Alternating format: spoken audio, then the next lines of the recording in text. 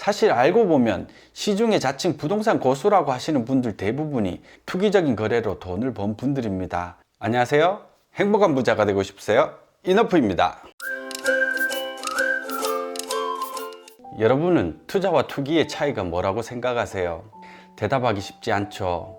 그래서 우리는 흔히 내가 하면 투자라 하고 남이 하면 투기라고 합니다. 사실 둘의 차이를 칼로 무자르듯 구분하긴 어렵지만 그래도 각각의 특성에 대해서는 한 번쯤 생각해보는 시간을 가져보면 좋을 것 같습니다. 먼저 1930, 40년대까지만 해도 경제학에서는 실물자본 형성에 기여하는 것들만 투자라고 칭했고 나머지 주식과 부동산 투자와 같이 돈 놓고 돈을 버는 것은 모두 투기라고 했습니다.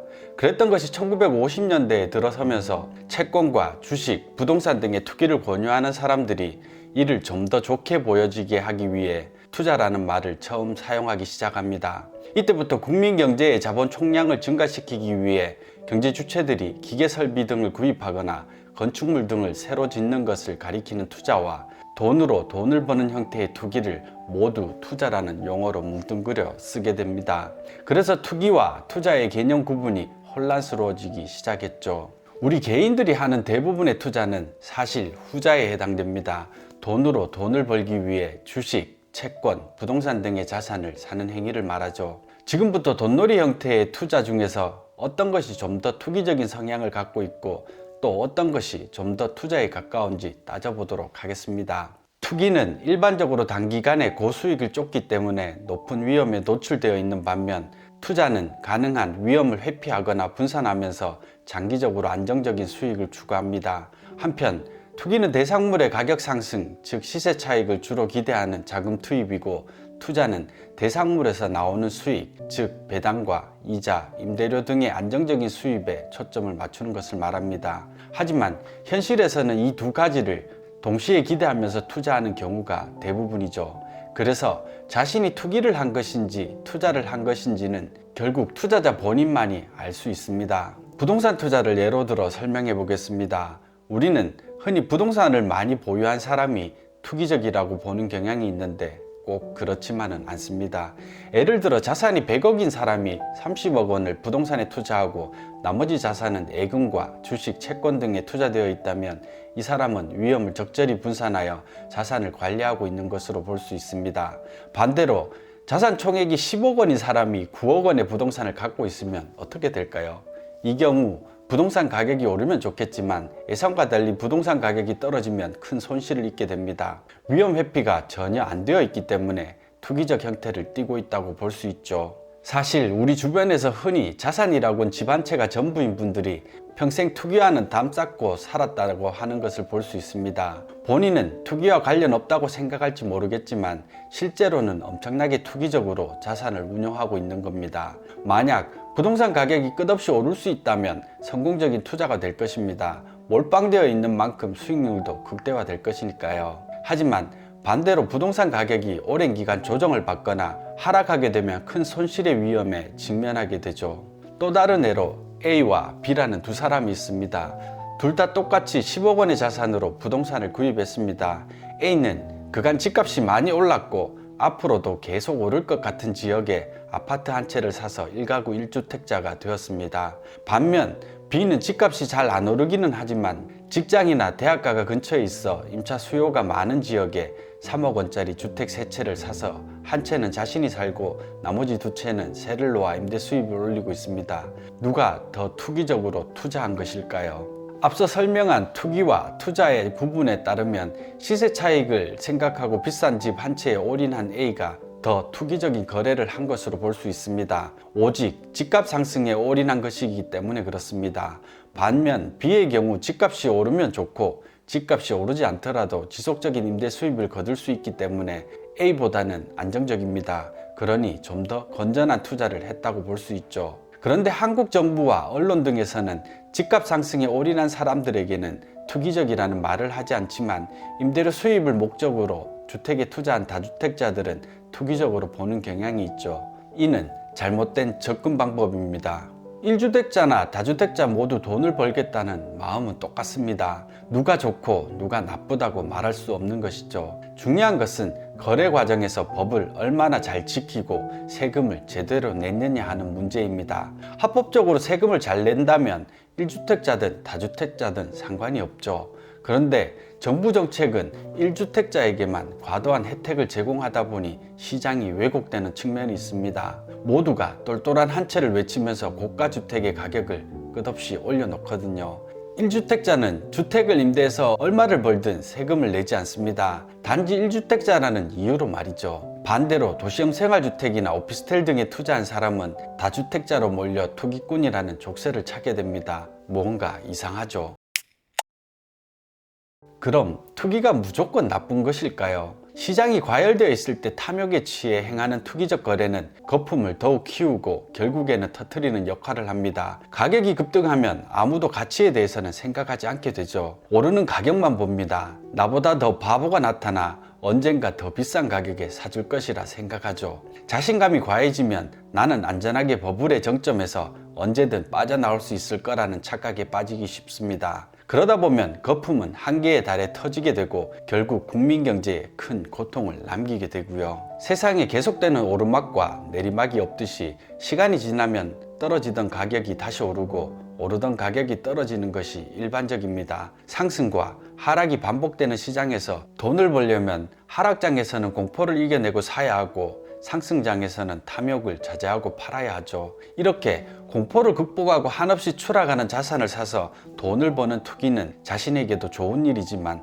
국민 경제에도 좋습니다. 시장 가격의 왜곡을 막아주고 안정화시키는 역할을 하거든요. 자산 가격은 한 방향으로 지속되는 경향이 있어요. 상승이 상승을 부르듯 하락이 하락을 불러 양극단으로 치닫게 하거든요. 누군가 끝없이 하락하는 공포 속에서 매수에 나서야 시장은 정상적으로 작동하게 됩니다. 이 같은 역할을 투기의 순기능이라고 할 수 있죠. 일반적으로 투기적 거래의 부작용이 가장 크게 나타나는 곳은 부동산 시장입니다. 한국의 부동산 시장은 1997년 IMF 외환위기와 2008년 미국발 서브프라임 모기지 사태 이후 한동안 침체기를 겪은 것을 제외하고는 끊임없이 상승했습니다. 우리 국민들에게는 공포가 지배하는 하락장에 대한 경험이 거의 없다고 봐도 무방하죠. 부동산을 사놓고 기다리기만 하면 거의 대부분 가격이 올랐으니까요. 이러한 학습 경험을 바탕으로 우리 국민들은 어른아이 할 것 없이 모두가 부동산을 사들입니다. 은퇴 이후에는 주택 규모를 축소하는 것이 일반적인데 우리나라는 그 공식조차 통하지 않죠. 현금 흐름이 끊긴 은퇴자들조차도 주택시장에 뛰어들어 집을 사들입니다. 그래서 실수요에 투기 수요까지 더해져서 가격을 계속 밀어 올리고 있습니다. 가격이 오르는 지역에 부동산을 많이 보유한 사람은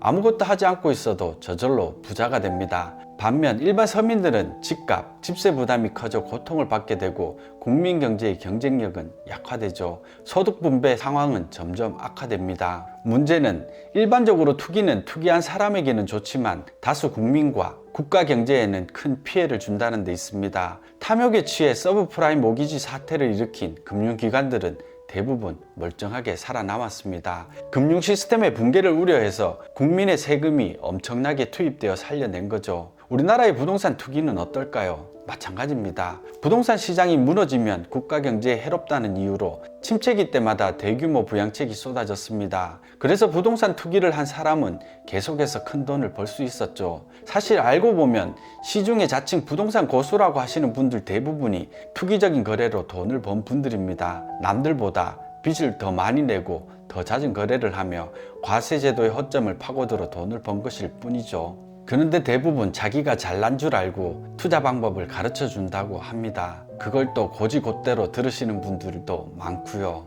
그런데 한국의 부동산 가격은 끝없이 오를 수 있을까요? 이는 자연의 섭리를 거스르는 일일지 모릅니다. 언젠가는 내릴 텐데 언제일지 모를 따름이죠. 내릴 때는 막대한 비용을 내야 하겠지만 세상의 다른 일과 마찬가지로 돈을 번 사람과 비용을 치르는 사람이 다를 수 있다는 게 문제입니다. 투기로 인해 혜택을 본 사람과 그 피해를 짊어지게 될 사람이 일치하지 않는 거죠. 주식시장과 마찬가지로 부동산 시장에도 주기적으로 거품이 낍니다. 그런데 부동산 시장의 거품이 붕괴되면 주식시장과는 비교도 할 수 없을 정도로 부작용이 크죠. 2000년 초 닷컴 버블이 붕괴됐을 때와 2008년 서브프라임 모기지 사태로 부동산 시장이 붕괴됐을 때의 위기는 차원이 다른 것이었습니다. 실제 하락률만 놓고 보면 닷컴 붕괴 때 나스닥 등 주요 시장은 70% 이상 하락했고 2008년 부동산 거품 붕괴에 따른 부동산 시장 하락률은 채 30%에도 미치지 않았지만 실제로 경제에 끼친 영향력은 완전 반대였죠. 전 세계가 대공황에 버금가는 위기라고 호들갑을 떨었습니다. 지금까지 이어지고 있는 초저금리와 양적 완화를 만든 원인이 되었죠. 불과 10년 전 일이지만 이제는 모두가 과거를 잊어버렸습니다. 자신감을 회복한 것은 물론 확신에 차서 또다시 최대한 빚을 내서 부동산 투기에 매달리고 있으니까요. 왜 이런 일이 일어날까요? 부동산 시장으로의 쏠림 현상은 가격이 상승하든 하락하든 소비 하락폭을 극적으로 높이는 역할을 합니다. 가격이 상승할 때는 집 사는데 모든 돈을 쏟으니 소비에 쓸 돈이 남아 있을 수 없고, 가격이 하락할 때는 재산이 줄어들어 소비 심리가 극도로 위축되죠. 또한 주식 투자는 자기 자본으로 하는 경우가 대부분이지만 주택 구입은 차입에 의존하는 비율이 높습니다. 주택시장 침체가 금융기관의 부실로 연결되는 이유입니다. 따라서 부동산 시장의 거품 붕괴는 심각한 경기 침체나 금융위기로 번지는 경우가 많죠. 주택 등 부동산은 가격이 계속 오르면 국가 경제에 큰 짐이 됩니다. 주식의 경우 투자를 안 한 사람은 주식 가격이 계속 올라도 상대적으로 박탈감은 있겠지만 직접적인 피해를 입진 않죠. 오히려 국민 경제 전체적으로는 기업의 자금 조달이 용이해져 이득이 될 수 있습니다. 20세기 자동차 버블은 자동차 산업의 발전을 이끌었고 21세기 IT 버블은 정보통신 혁명을 촉진하는 역할을 한 것처럼 말이죠. 반면 부동산 버블은 이야기가 전혀 다릅니다. 일부 투기자들은 혜택을 보겠지만 서민들은 집값, 집세 부담이 커져 상대적으로 가난해집니다. 공장과 사무실의 건설이나 임대에 들어가는 비용이 오르고 노동자들의 임금 인상 요구가 커져 기업의 경쟁력 악화로 이어지죠. 이 밖에도 비싼 부동산 가격은 젊은 세대의 결혼과 출산 기피, 소득의 세대 간 부당한 이전, 양극화와 빈곤의 대물림 등 수많은 부작용을 초래합니다. 그런데 우리 국민들 대부분은 주식이나 금융상품에는 별로 관심이 없고 오직 부동산 투자에 온 힘을 쏟고 있습니다. 최근 부동산 가격 급등으로 인해 이러한 현상이 더 심화되고 있고요. 한국 주식시장의 외국인 투자 비율은 이미 오래전부터 40%에 육박하고 있습니다. 2000년 중반 이후 지속 하락했던 외국인 투자 비율은 올해 7월에는 14년 만에 최대치인 38.5%로 다시 높아졌죠. 삼성전자, 현대차, 포스코, 국민은행 등 한국 대표 기업들의 외국인 보유 비중은 50%를 넘어선 지 오래입니다. 올해 상반기를 기준으로 삼성전자 주식의 외국인 보유 비중은 58%에 이르고 있고요. 우리 기업들이 열심히 일해서 돈을 벌어 배당을 하게 되면 그 돈들이 결국 외국으로 빠져나가게 된다는 뜻입니다. 새롭게 창출되는 부가가치의 상당 부분이 사라진다는 얘기죠. 그래도 부동산으로 돈 벌면 된다고요. 부동산 가격은 우리끼리 사고 팔아서 금액만 높여놓은 겁니다. 생산활동으로 만들어진 부가가치의 일부가 계속 외국으로 빠져나가고 있는데 집값은 우리끼리 치고받고 하면서 가격만 높아지고 있죠. 그 과정에서 누군가는 돈을 벌겠지만 그게 영원히 지속될 수 있을까요? 궁금증이 생깁니다. 어쩌다 우리 국민들은 부동산에 몰빵하게 된 걸까요? 무엇 때문에 자산의 80% 가까이를 부동산에 투자한 걸까요? 흔히 사람들은 우리나라는 좁은 국토에 많은 인구가 살기 때문에 어쩔 수 없다며 환경적 요인에서 원인을 찾습니다. 그게 과연 참일까요? 사실 잘못된 정책 시행에 더 큰 문제가 있습니다. 주택시장을 투기판으로 만드는데 정부가 큰 역할을 했다는 뜻입니다. 이에 대해서는 다음 시간에 더 자세히 알아보도록 하겠습니다. 오늘 영상은 이것으로 마치겠습니다. 여러분 행복한 부자 되세요. 고맙습니다.